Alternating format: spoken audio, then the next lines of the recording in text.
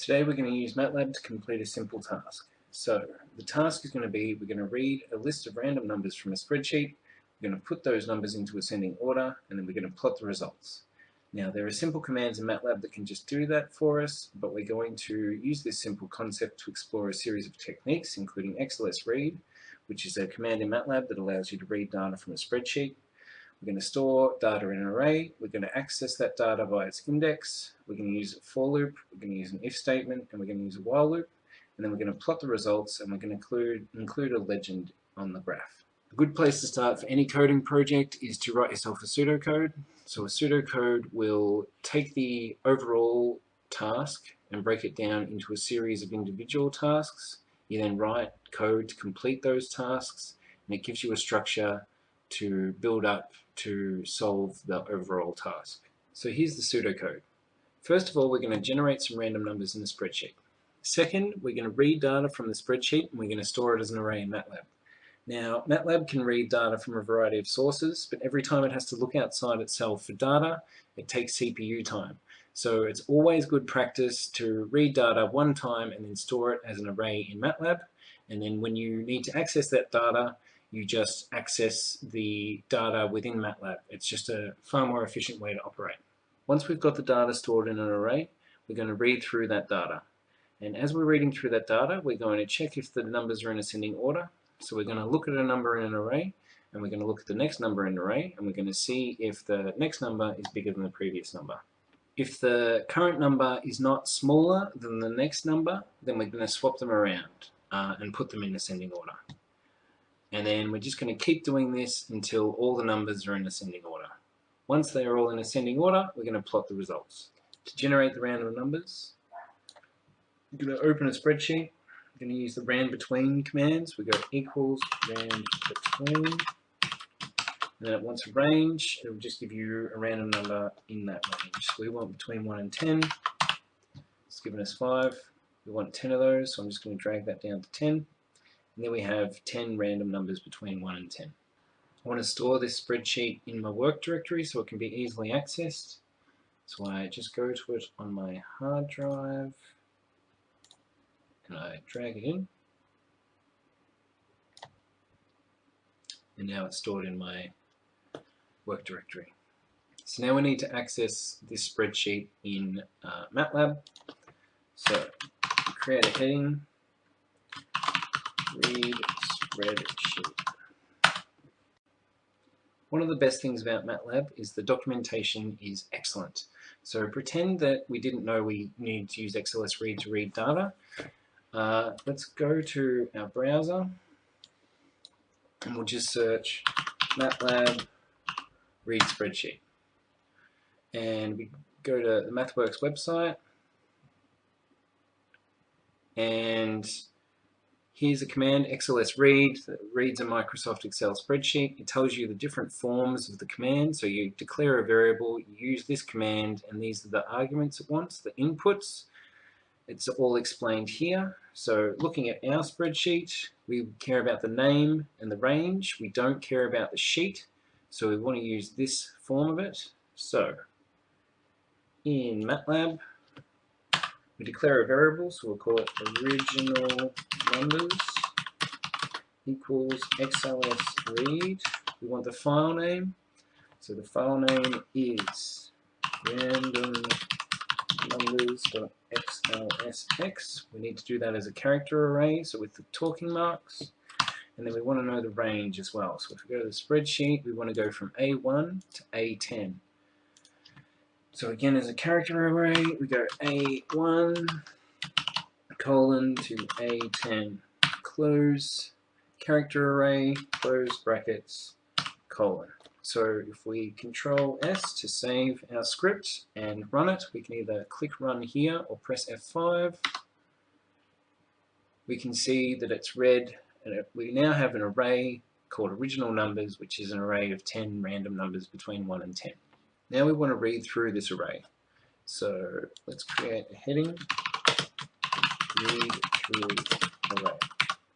To do this, we want to use our for loop. So the format for a for loop in MATLAB is you say for, you create an index, we'll call it I, which is in the range of, let's just say 1 to 10 for now.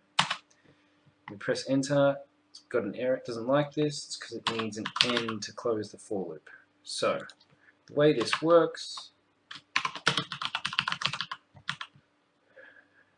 comes into the for loop, creates an index, starts at the first number, so I equals 1, does a whole lot of commands, hits the end, comes back here, I becomes the next one in the range, so 2, goes through the commands, hits end, and it completes this until I equals 10.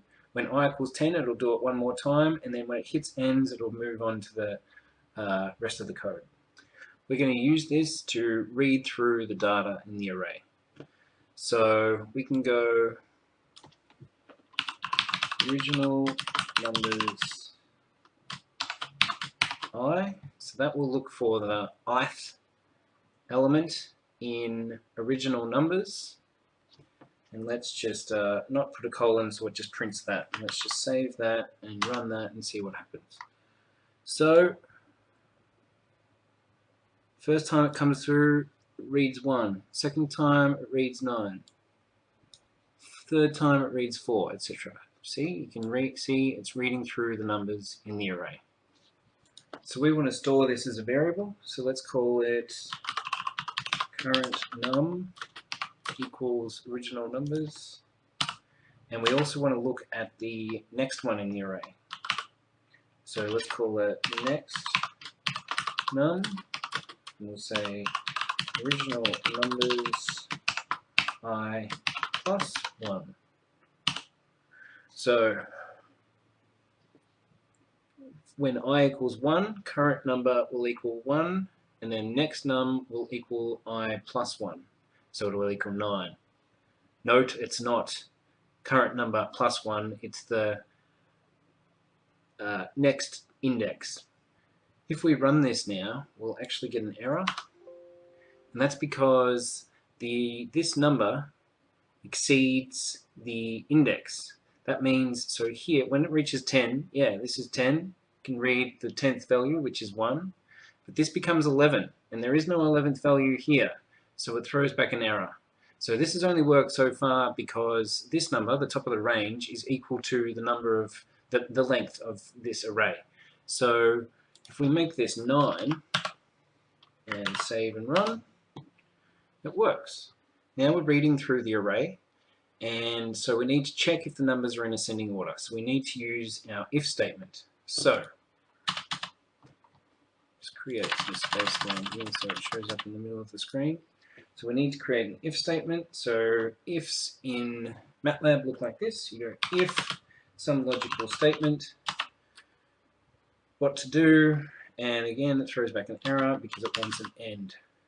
So it'll come here, it'll check if this logical operator is true, and if it is true, it'll do what's here, and then it hits end. If it's not true, it'll just move on. The logical operator we want to check is the next number bigger than the current number. So if next num is greater than current num. So this is called create a logical statement. If next num is bigger, it will equal true, and if it's not, it will equal false. Or if they're equal to each other, it will also equal false. But that's kind of backwards, because what we actually want to check is the current number bigger than the next number, because if it is, we want to actually do something. If it's not, it's totally fine. But if the current number is actually bigger than the next number, then they're not in ascending order, and then we want to do something. We also don't really want to alter the original numbers. We want to record what the original numbers were.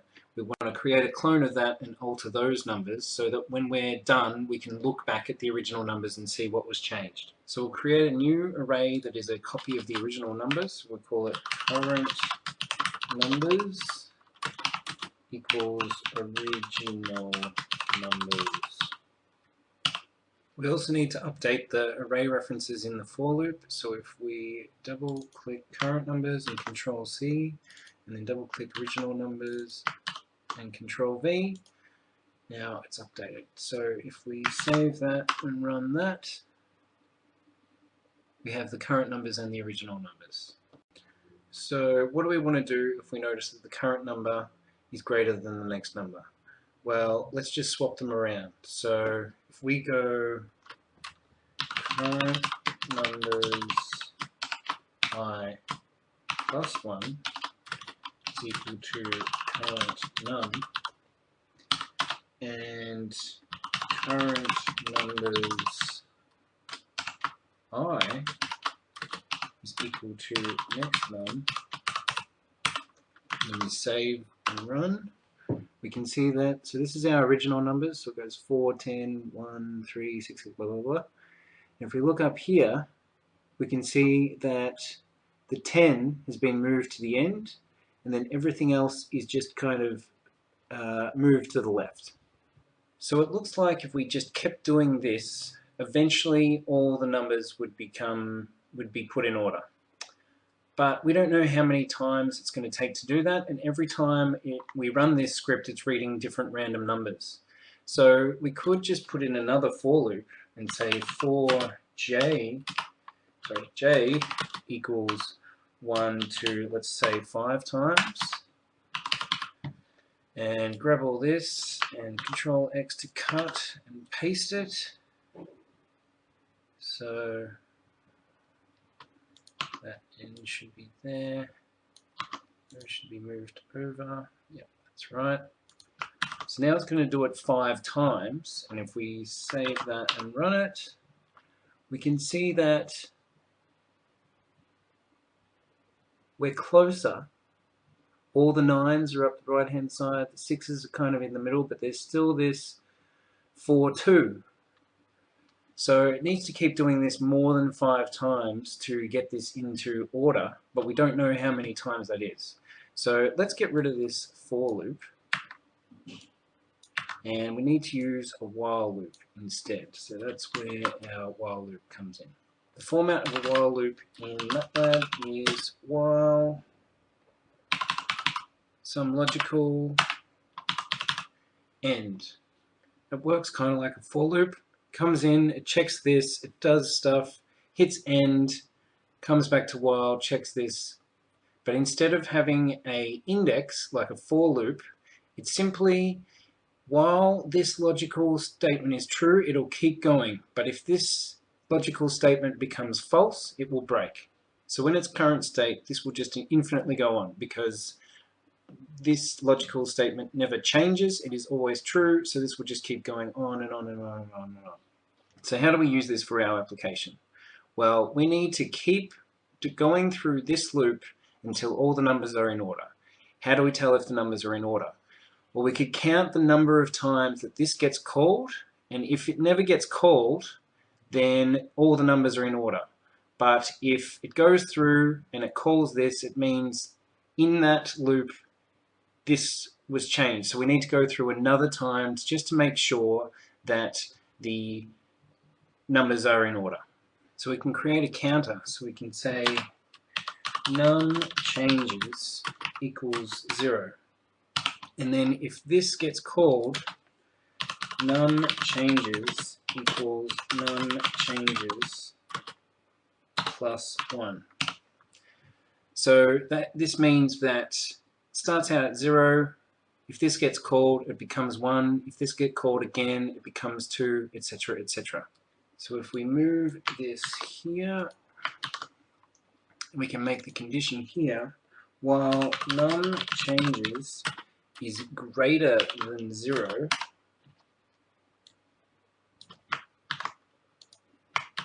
do all this. But at the moment, it's declared as 0, comes in here, asks if it's greater than 0. Well, it's not, so it just moves on. Hang on, let me change this as well. There we go. So we need to actually reset this once it gets in. Well, we could make this 1 to begin with, and then once it gets into the loop, num changes equals 0. So it's going to come in, number of changes is 1, so it's going to run. It's going to reset that to 0, and it's going to go through the loop. And if a change is made, this is going to become 1. It's going to hit the end.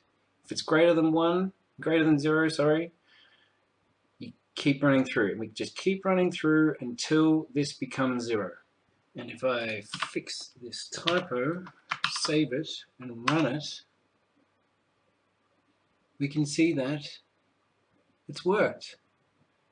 The original numbers were like this. We can see now they're in order. So we've done it. We have put them in, taken random numbers and we put them in ascending order. So now we need to plot the results.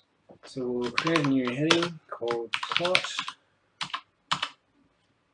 Now we'll consider these the y-axis. So we're going to create a plot that plots the original numbers and the current numbers to compare them.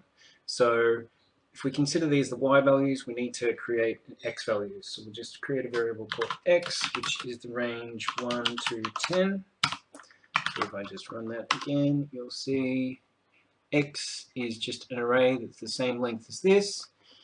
And then we can go plot x and original numbers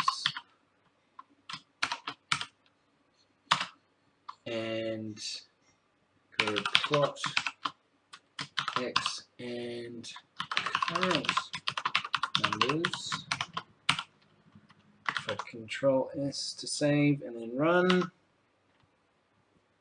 we've got a problem. It's only showing 1. But we can fix this. If you want to ever plot multiple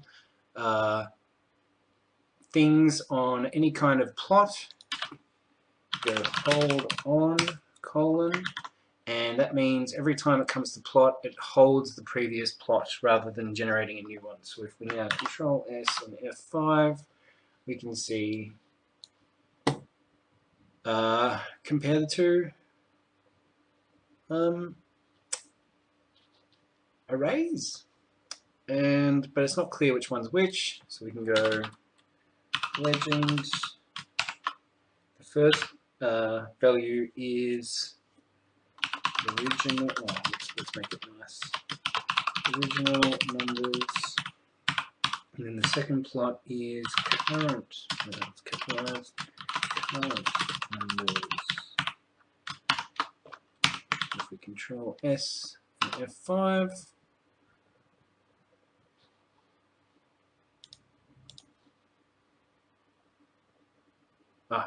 It's still got the previous plots on. So every time we run the script, we're just going to clear everything. So we go clear all, which will clear everything here. And if we could also go CLC, it'll clear everything in here as well. So if we Control S F5, we get a fresh plot. And we can see the original numbers were all over the place, and the current numbers, they either go up or they stay the same. So we've done it. We have read a list of random numbers from a spreadsheet, we've put them in ascending order, and we've plotted the results.